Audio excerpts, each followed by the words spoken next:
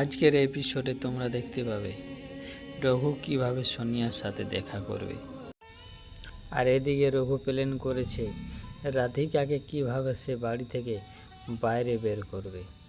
সে রাধিকাকে বলছে, তুমি এখনও ইলেকট্রিক বিল জমা দিওনি। আর এদিকে রাধিকা রঘুকে বলছে, তুমি তো অনলাইনে বিল দিও তাই না? আমি অনলাইনে বিল দিই, কিন্তু আজ আমার অনলাইনে কিছু প্রবলেম হচ্ছে তাই দিতে পারছি না। তাই তুমি অফিসে গিয়ে বিলটা দিয়ে দিও, ঠিক আছে? আচ্ছা ঠিক আছে, তাহলে আমি বিলটা দিয়ে আসি, কেমন? আর এদিকে সোনিয়া ম্যাডাম আসার জন্য খুব তাড়াহুড়ো করছে। আর এদিকে রঘু অফিসার ম্যামকে ফোন করে বলে, ম্যাম আমার বউয়ের কিছু প্রবলেম হয়েছে, তাই আধা ঘন্টা লেট হবে। আর এদিকে সোনিয়া ম্যাম এসে রুমে হাজির। সোনিয়া ম্যাম রঘুকে এসে বলে, তুমি তো আমার জন্য রেডি হয়ে আছো তাই না?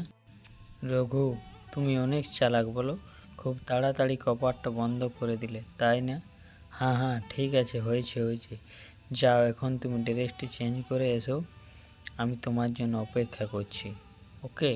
আর এদিকে সোনিয়া ম্যাডাম সাজগুজ করতে রেডি।